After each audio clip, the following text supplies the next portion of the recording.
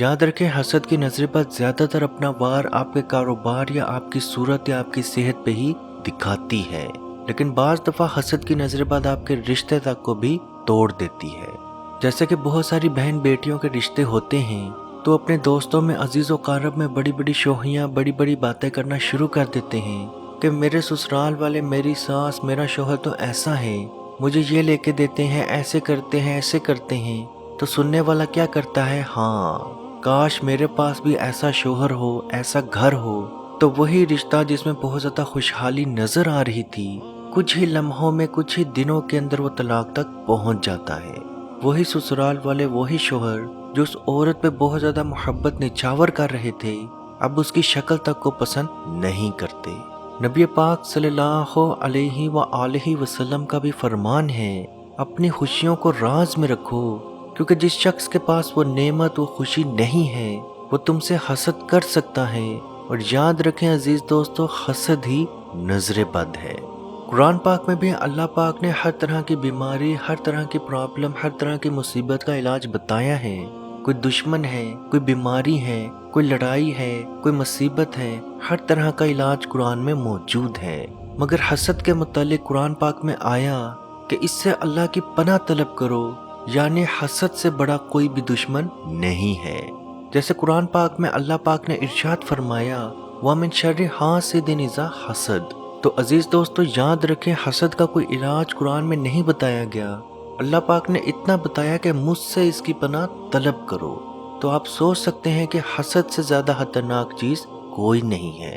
منہ سے اچانک بدبو آنا، حد سے زیادہ اچانک سے آپ کے منہ سے بہت زیادہ بدبو آنا شروع ہو جانا، یعنی کہ آپ لوگ بیٹھے ہیں، نارمل بیٹھے ہیں، اچانک سے آپ کے منہ سے بہت زیادہ بدبو آنا شروع ہو جائے، جسم پہ نیل کے نشان نظر آنا، جبکہ آپ کو کوئی بھی چوٹ، کوئی بھی زخم نہ آیا ہو، لیکن اچانک سے آپ کے جسم پہ نیل کے نشان نظر آنا شروع ہو جائیں۔ آنکھوں کے نیچے حلقے، اچانک سے آنکھوں کے نیچے حلقوں کا بننا شروع ہو جانا۔ تو عزیز دوستو یہ نشانیاں حسد کی نظر بد کی ہیں۔ اب حسد کی نظر بد کا علاج کیسے کیا جائے؟ تو سب سے پہلے آپ نے صدقہ، اپنا صدقہ آپ نے ضرور دینا ہے۔ ضروری نہیں کہ آپ کوئی مرغا، کوئی جانور ہی ذبح کر کے دیں، 10 روپے دیں، کسی غریب کو 10 روپے اپنا صدقہ دیں، کیونکہ صدقہ ایک واحد چیز ہے جو آپ کی بلاؤں کو، آپ کی تکلیف کو آپ سے دور کرتا ہے۔ اور روایت پہ بھی موجود ہے کہ صبح کے وقت اپنا صدقہ ضرور نکالیں۔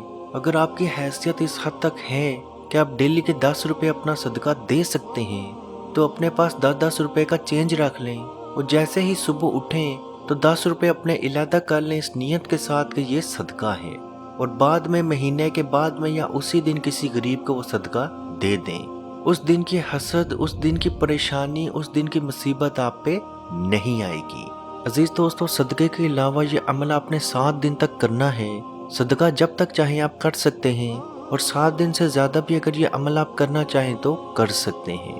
آپ نے ایک تسبیح استغفر اللہ کی، یعنی کہ استغفر اللہ، استغفر اللہ، استغفر اللہ کی ایک تسبیح یعنی کہ 100 مرتبہ، ایک تسبیح اللہ الصمد، اللہ الصمد، اللہ الصمد کی ایک تسبیح یعنی کہ اللہ بے نیاز ہے، 100 مرتبہ یہ تسبیح بھی پڑھ لیں۔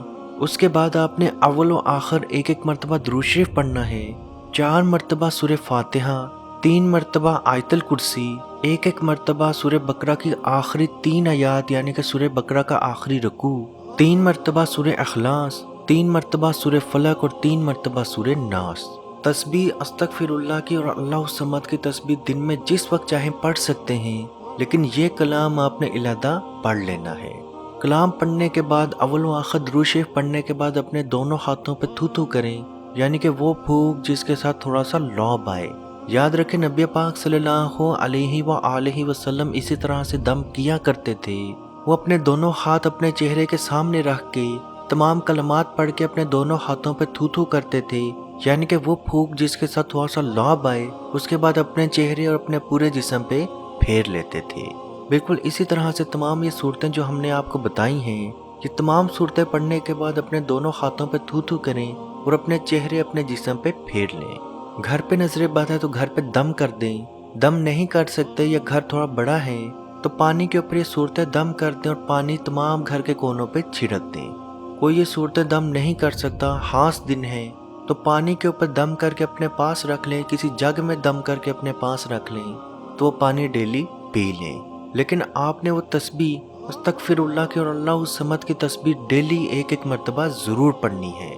عزیز دوستو، 7 دن کا یہ عمل ہے، آپ یہ عمل کر کے دیکھیں، انشاءاللہ باحکم خدا آپ کی حسد کی نظر بد مکمل طور پہ ختم ہو جائے گی۔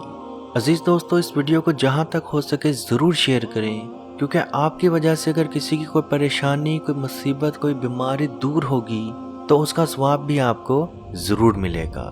اللہ پاک سے دعا ہے کہ ہم سب کو اپنے حفظ و ایمان میں رکھے اور کشمیر کے بھائیوں پہ خصوصی رحم عطا فرمائے اور ان کو آزادی کی نعمت عطا فرمائے، آمین۔ اللہ حافظ۔ اعوذ باللہ من الشیطان الرجیم، بسم اللہ الرحمن الرحیم، للہ ما فی السماوات وما فی الارض وَإِن تُبْدُوا مَا فِي أَنفُسِكُمْ أَوْ تُخْفُوهُ يُحَاسِبْكُم بِهِ اللَّهُ فَيَغْفِرُ لِمَن يَشَاءُ وَيُعَذِّبُ مَن يَشَاءُ وَاللَّهُ عَلَى كُلِّ شَيْءٍ قَدِيرٌ۔ آمن الرسول بما أنزل إليه من ربه والمؤمنون كل آمن بالله وملائكته وكتبه ورسله لا نفرق بين أحد من رسله وقالوا سمعنا وأطعنا غفرانك ربنا وإليك المصير۔ لا يكلف الله نفسا إلا وسعها، لها ما كسبت وعليها ما اكتسبت، ربنا لا تؤاخذنا إن نسينا أو أخطأنا، ربنا ولا تحمل علينا إصرا كما حملته على الذين من قبلنا، ربنا ولا تحملنا ما لا طاقة لنا به، واعف عنا واغفر لنا وارحمنا، أنت مولانا فانصرنا على القوم الكافرين۔ بسم الله الرحمن الرحيم، أفحسبتم أنما خلقناكم عبثا وأنكم إلينا لا ترجعون، فتعالى الله الملك الحق، لا إله إلا هو رب العرش الكريم، ومن يدع مع الله إلها آخر لا برهان له به فإنما حسابه عند ربه، إنه لا يفلح الكافرون، وقل رب اغفر وارحم وأنت خير الراحمين۔